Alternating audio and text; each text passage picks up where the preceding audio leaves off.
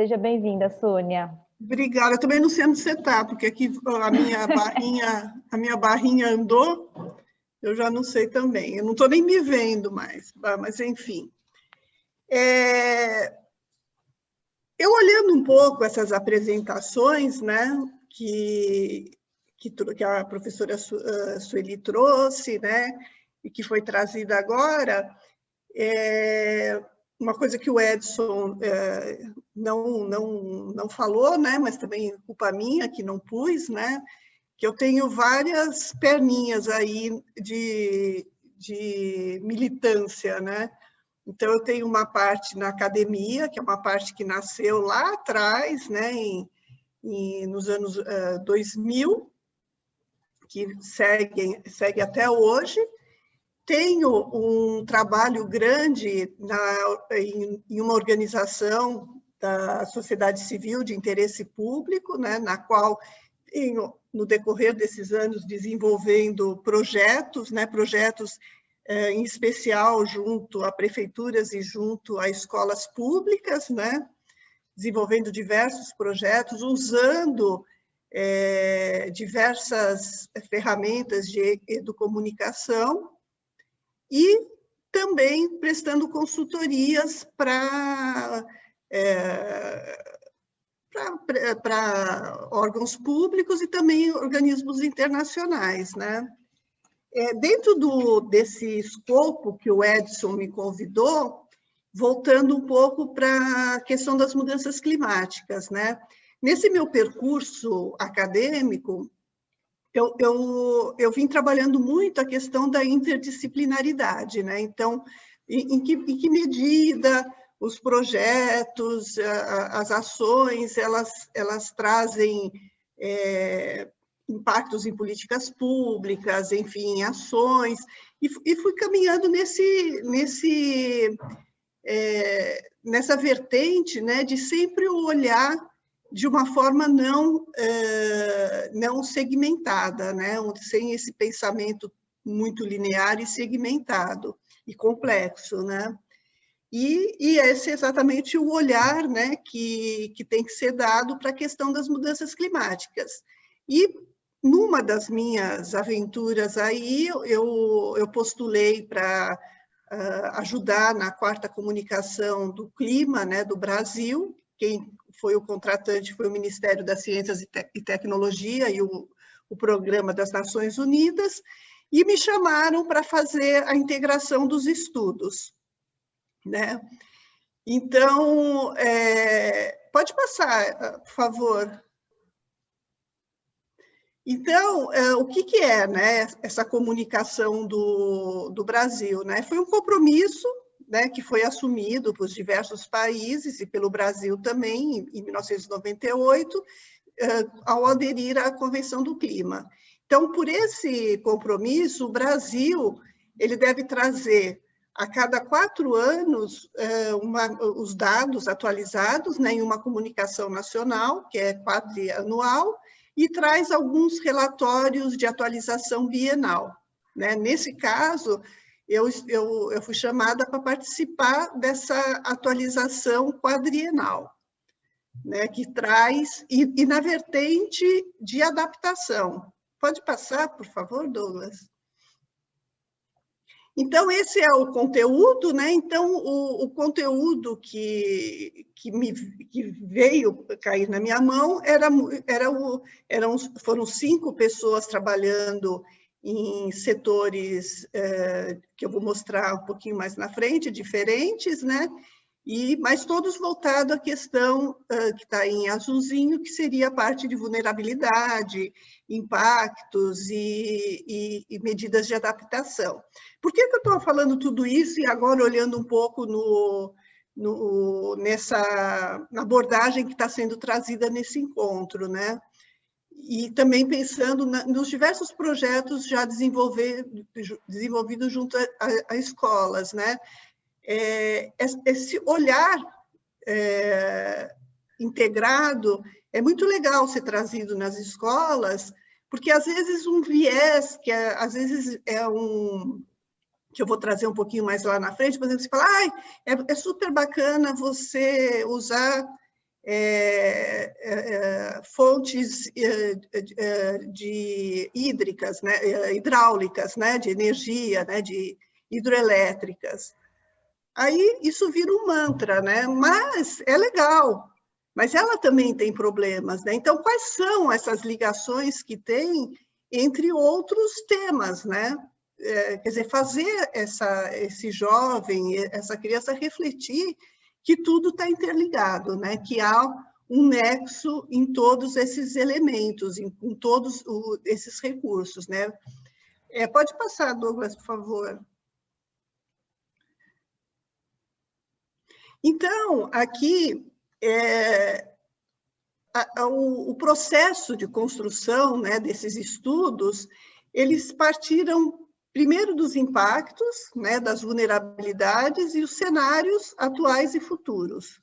Foram levantados esses cenários.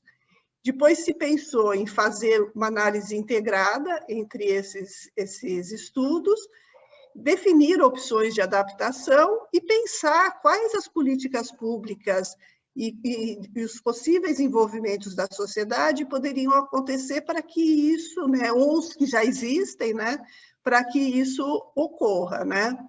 E aí a gente partiu dessa figurinha que está do lado direito, que a gente, quem elaborou, né, essa abordagem, a abordagem Nexus não foi essa pessoa que abordou, né, que criou, né, já é antiga, mas o que veio aqui de novidades, que se chamou de Nexo Plus, é a inserção de uma vertente socioambiental, né? E aí, por que isso, né? Partiu-se do pressuposto de que há necessidade, como eu falei, da integração dessas políticas climáticas, né? Então, você tem que incorporar as questões de adaptação e mitigação em todas as etapas de uma política, né? Tanto de setores ambientais como não ambientais. O setor de transporte ele tem que estar alinhado com as questões ambientais e climáticas, né? E assim por diante, o setor de saúde, né? E tem que tomar cuidado que, às vezes, uma política que não é climática, ela pode potencializar algum conflito com uma política climática, né? E nós temos algumas políticas já que citam essa integração, que é a própria política do meio ambiente, né, nacional do meio ambiente, que é de 81, a política nacional sobre mudança do clima, o Plano Nacional sobre Mudança do Clima e o Plano de Adaptação sobre Mudança do Clima, né? Mas essas integrações, elas têm sido muito dificultadas por causa dessa tradição que tem o setor público, de cada coisinha é tratada, cada tema é organizado de uma forma compartimentada, né, no setor. As questões de municípios com o Estado, com o ente federativo, muitas vezes não se falam, mas os impactos ultrapassam essas dimensões, né? Uma das políticas que são mais integradas, né, ou que deveriam ser, que deveria ser a gestão integrada, né, de recursos hídricos, né? Essas políticas que olham o território, enfim. Bom, então, quando a gente pensou nesse trabalho, foi pensado em fazer diferente do que foi feito na comunicação anterior, que foi feita por setores. Então, o que você pensou nessa? Ela passou a ser feita por seguranças, né? Então, a segurança hídrica, a segurança alimentar, a segurança energética, que é o tradicional nexo, né? Que o professor Pedro Jacob, que está aí, conhece bem, trabalha com isso, mas também, além disso, foi incluída uma dimensão socioambiental, né? Então, essa foi um diferencial desse trabalho e um desafio, né? Então, esse nexo já existe há muito tempo na relação água e alimento, e depois água, alimento e energia, e agora também se estendendo para as populações marginalizadas, tanto social como econômica e culturalmente, mas também as mais vulneráveis, e que são, né, as mais vulneráveis às mudanças climáticas. Então, essa ideia de que tudo está interligado é muito importante ser trazido ao se trabalhar essa questão das mudanças climáticas, né? Porque a mesma água que vai gerar energia, ela vai servir para o abastecimento, vai servir para a produção de alimentos, né? Então, uma gestão de recursos hídricos deve considerar esses fatores, né? E a gente pensou em segurança porque não era só disponibilidade do recurso, mas também uma distribuição justa, né, para a população, e também a questão da proteção ambiental, desenvolvimento econômico, né? Então, foi uma evolução das abordagens setoriais. Pode passar, por favor? Então, aqui eu trago um pouco, né, o sentido da adaptação, né, só para lembrar que é aquela que visa reduzir ou evitar os danos, né, mas também buscar algumas oportunidades positivas. Então, foi pensado em trazer opções de adaptação para essas dimensões, né, para essas seguranças, para essas 4 seguranças. Pode passar? Então, alguns resultados, né? Então, aqui nós temos as 4 seguranças, né? Nós vamos ter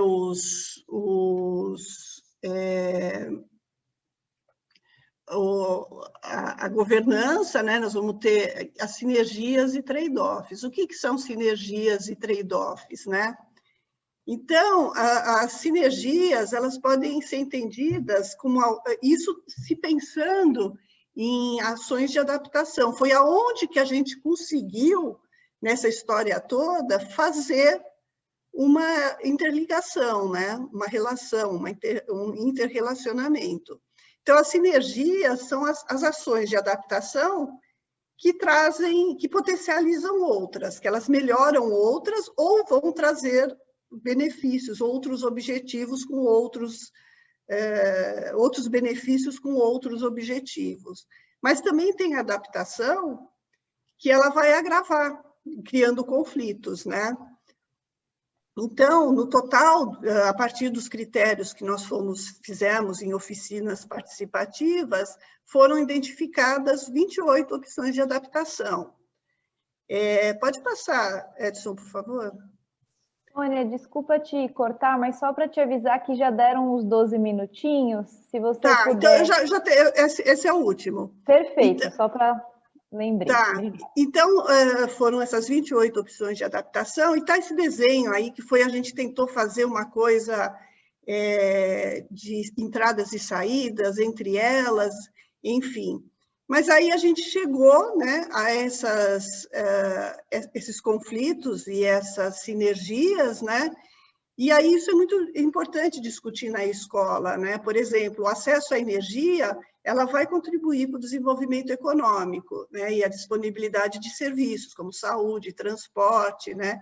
Que tem consequências positivas para a saúde. Por outro lado, a falta de energia pode criar riscos em todas desses elementos, né? Por exemplo, se você usar fontes não limpas, vai ter um efeito na saúde. Mesmo usando fontes limpas, algumas fontes elas podem criar conflitos. Por exemplo, se você vai gerar energia, por exemplo, eu vou até cortar aqui que eu ia trazer mais exemplo, mas se você falar, por exemplo, de usar combustíveis com base em soja e cana, ela é uma energia limpa, mas, por outro lado, pode diminuir plantação de alimentos, ou pode usar mais pesticidas e fertilizantes e contaminar o solo e a água. Então, é muito importante, nesse discurso das mudanças climáticas, né, nesses estudos, trazer essas relações. Então, pode passar, foi um pouco isso que eu queria trazer, e que a gente usa bastante em nossos projetos, esse pensamento de utilizar sempre essas interrelações. Aqui tem um link do relatório, para quem tiver interesse, ele traz essas todas essas relações. Obrigada.